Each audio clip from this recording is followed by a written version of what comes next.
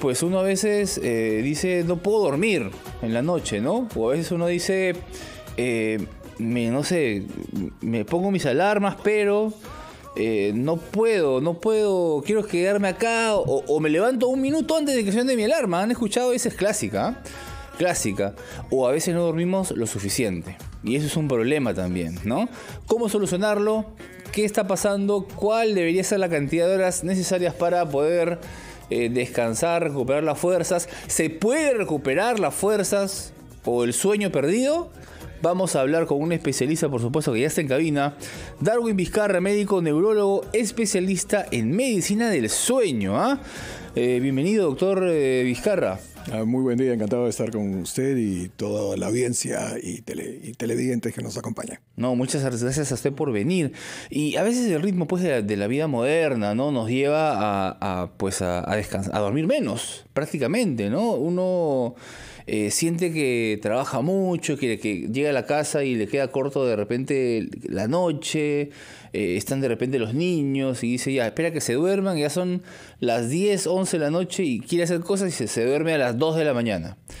Eso forma un círculo vicioso en el cual tiene que levantarse tal vez 6 de la mañana o 5. Y ahí estás durmiendo, ¿qué? 4 o 5 horas nada más.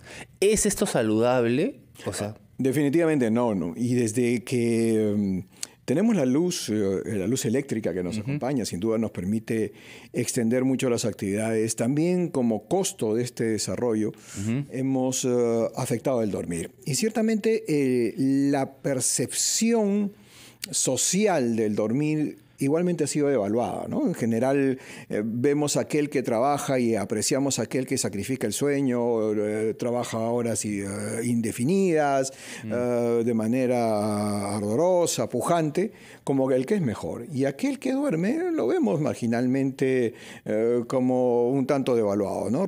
Yo recuerdo mucho, hace algunos años, un ministro de Salud paseaba por los hospitales identificando al doctor que dormía y, por supuesto, ¿en serio? Y este doctor que dormía, y ese recuerdo claramente, este doctor que dormía era un médico ginecólogo que estaba de guardia y que lo que hacía era lo razonable. Operaba y hacía siestas, lo cual podía mantener medianamente su performance ante un trabajo que es tremendamente demandante y que exigía, por supuesto, atención y precisión, ¿no? Claro. Entonces, ese desconocimiento que viene desde las autoridades hasta el llano de personas, pues genera una menor atención y una devaluación de la importancia del dormir. Claro, imagínese que un doctor no duerma pues entre operaciones, ¿no? O sea, está de guardia, está bien, hay que estar de guardia, ¿no? Es el trabajo de un doctor, de un médico. Pero qué curioso esto que me ha contado, ¿eh? O sea, no duermas, no quédate despierto hasta que hay emergencia y opera así con sueño. Absolutamente. Terrible. Incrementando los riesgos, ¿no? Terrible, ¿no? Pero hay trabajos también que demandan un trabajo de noche, pero también hay otras cosas, otras situaciones, como por ejemplo cosas raras a veces que pasan que tal vez usted me puede explicar. A ver, vamos a escuchar lo que es. Yo pongo mi alarma, por ejemplo, y digo, ¿no? En día de semana yo tengo que levantarme 6 de la mañana. Me estoy levantando 5:58. Antes de que suene la alarma. O sea, inconscientemente o consciente, usted me dirá, no sé, pasa eso. Y los fines de semana que quiero descansar hasta tarde, apago mis alarmas y me levanto a las 5 igual. No sé, ¿qué está pasando con nosotros? ¿Algo pasa con nosotros adentro en el momento del sueño, doctor? Efectivamente, hay dos fenómenos. El primero es que entender que el sueño no es un estado en el cual estemos apagados. Es un estado en el cual nuestro cuerpo y particularmente nuestro cerebro funciona de manera distinta. En algunas áreas del cerebro funciona inclusive con más intensidad que cuando estamos despiertos y en otras no. Pero en esencia, la posibilidad, por ejemplo, de lo que menciona, que es un fenómeno muy común, uno fija la hora del despertador en determinado momento y uno se despierta prácticamente para apagar el despertador. Sí, claro. Es algo que es bastante predecible porque el cerebro tiene una capacidad de ir manejando el tiempo. Cuando nosotros dormimos y despertamos, no siempre, pero habitualmente tenemos una capacidad de medir el tiempo y saber cuánto tiempo hemos dormido. Eso habitualmente es ajustado, hay circunstancias en las cuales que no. Y en el segundo caso, el cerebro dentro de sus determinantes tiene uno, que es cuánta energía hemos consumido en el día y cuánta tenemos que recuperar. De manera, si somos muy sedentarios, vamos a dormir mal, podemos hablarlo después. Claro. Y en segundo lugar, tenemos un reloj biológico en todas nuestras células y particularmente en el cerebro que hace que nuestro sueño sea predecible. Y nuestra hora de dormir y nuestra hora de despertar estén codificadas. Por tanto, tendemos a mantener la regularidad, salvo que nosotros la alteremos de profesor. Vamos a hablar de eso, vamos a seguir hablando de eso, doctor Vizcarra, ¿le parece después del corte? Pero vamos antes a abrir las líneas, porque queremos saber qué te pasa a ti, que nos estás escuchando, a ti que nos estás viendo.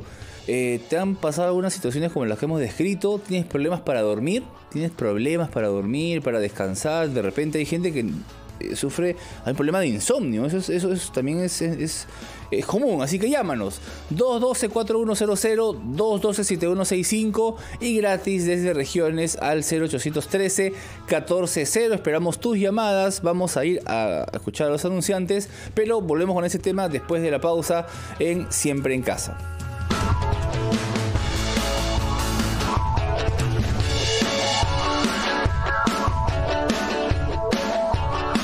Ya estamos de regreso en Siempre en Casa. Mi nombre es Diego Pajares Herrada y estamos hablando acerca de los trastornos del sueño. ¿Por qué el sueño es importante para la salud? Y ya ahí está sonando el teléfono y yo no sé por qué presiento que es alguien que se llama María, ¿no? Y acá el doctor...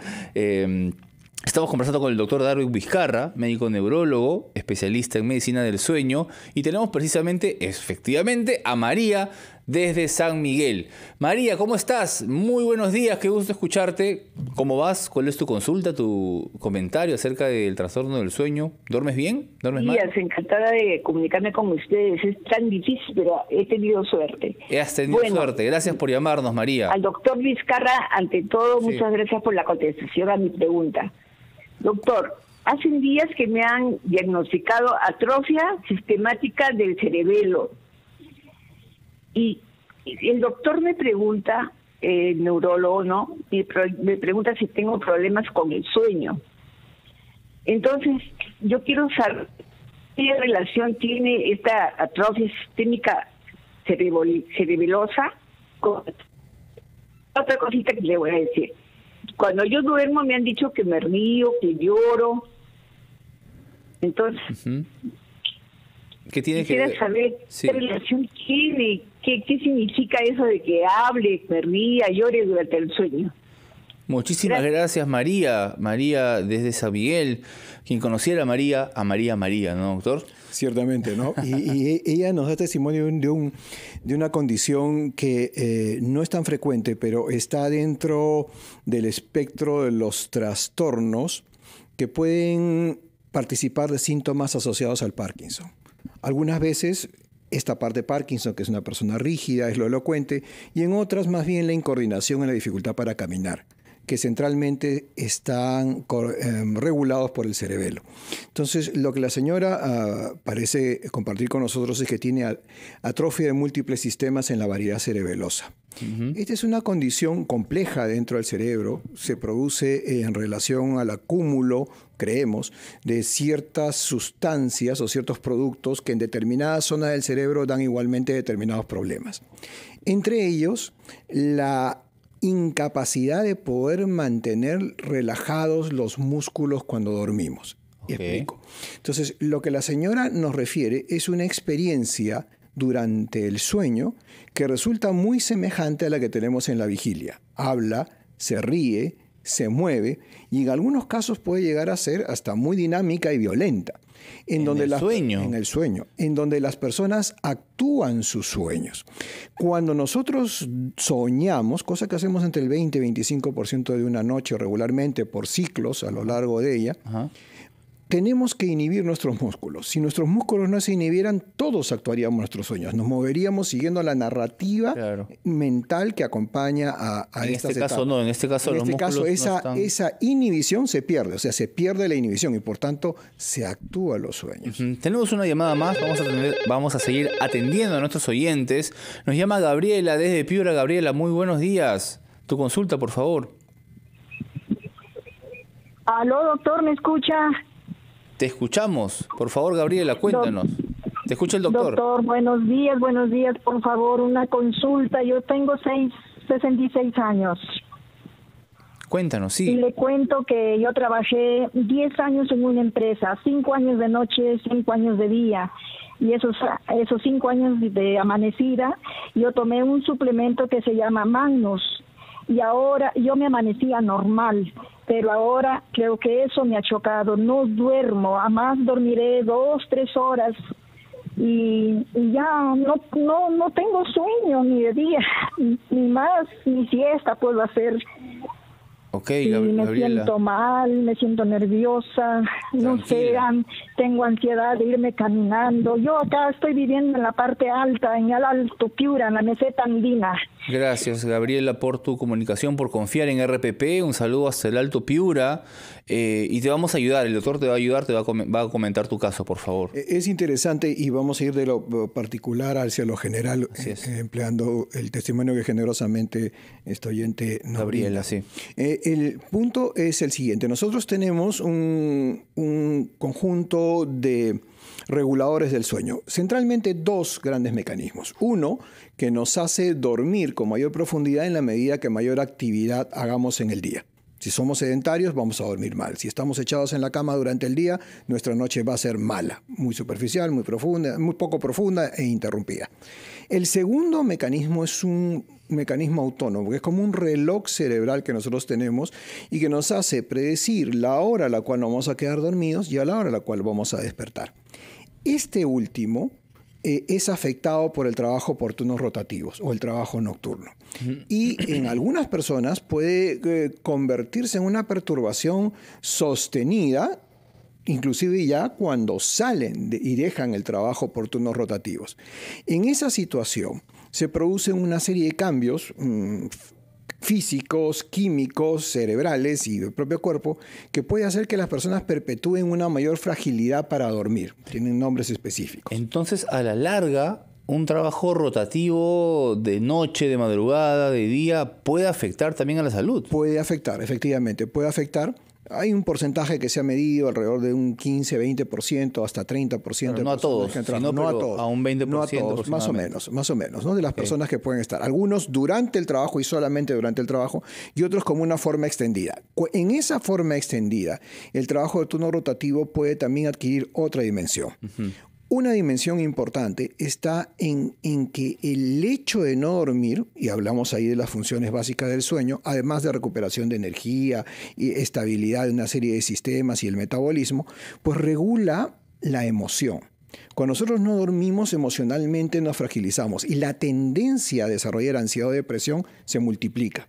Claro. Si tenemos alguna facilidad genética, pues esto se va a expresar con mucha Se relaciona la falta de sueño con la ansiedad. Absolutamente, y con la ansiedad y con depresión, tanto como factores que acompañan al cuadro, como factores predisponentes y como factores que pueden perturbar su resolución. Todo lo que puede provocar no dormir, absolutamente. ¿no? Increíble, realmente. Está muy conectado con el cerebro. Absolutamente. En fin. Entonces, en el caso de la señora, para terminar con la idea, lo que hay que explorar primero son factores que están acompañando al insomnio, que puede tener su propia energía, pero en donde la ansiedad es algo que indudablemente hay que abordar, pero el propio insomnio, al tener su energía, remanda también medidas que sean propias de él y no exclusivamente las del manejo de la ansiedad. Perfecto, muchas gracias, doctor. Tenemos una llamada más antes de irnos, que es de Yanina, de ATE. Yanina, buenos días. Tu consulta para el doctor, por favor. Buenos días, doctor. Una consulta. Tengo una niña de 11 años que tiene un entrenamiento de gimnasia de 6 a 8 de la noche, 4 veces a la semana. ¿Cuántas horas como mínimo debe de dormir un niño de 11, 12 años? ¿Y qué recomendaciones me daría? Considerando este deporte que ella realiza, ¿no? De 6 a 8 de la noche. Gran pregunta, Yanina. Muchísimas gracias por tu llamada desde ATE. Y claro, esos son los temas que también se nos están quedando un poco en el tintero, ¿no? ¿Cuánto debe dormir un niño, un adolescente, un joven como la hija de Yanina que practica un deporte que le demanda mucha energía? ¿Cuál es el estándar, doctor, y en el caso de Yanina específico, ¿no? Okay, vamos a hacer una revisión de lo que pasa a lo largo de la vida. Un recién nacido duerme 2/3 del día en varias siestas. Hacia el tercer mes estabiliza un predominio de sueño nocturno.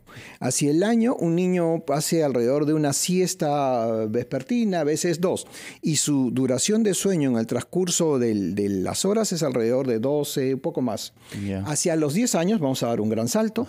Un niño duerme en promedio 10 horas. Van entre 9, 11 a unos 12 horas. Pasado el periodo de la pubertad, hacia los 14, 15 años, lo ideal está entre 8 y 10 horas. Cuando ya estamos en la edad adulta, entre 7:30 y 8 horas. Y un adulto mayor usualmente requiere el mismo número de horas, pero le hace más difícil conseguirlos. Por eso es que los adultos mayores suelen hacer más siesta. Y en el caso de Yanina, por ejemplo. En el caso de Yanina estaría alrededor de unas 10 horas. El punto está en la práctica del ejercicio. Cuando el ejercicio se hace muy tarde, genera una serie de cambios físicos que comienzan por la temperatura que activa a las personas. Y este proceso de desactivación puede tomar alrededor de 4 a 5 horas.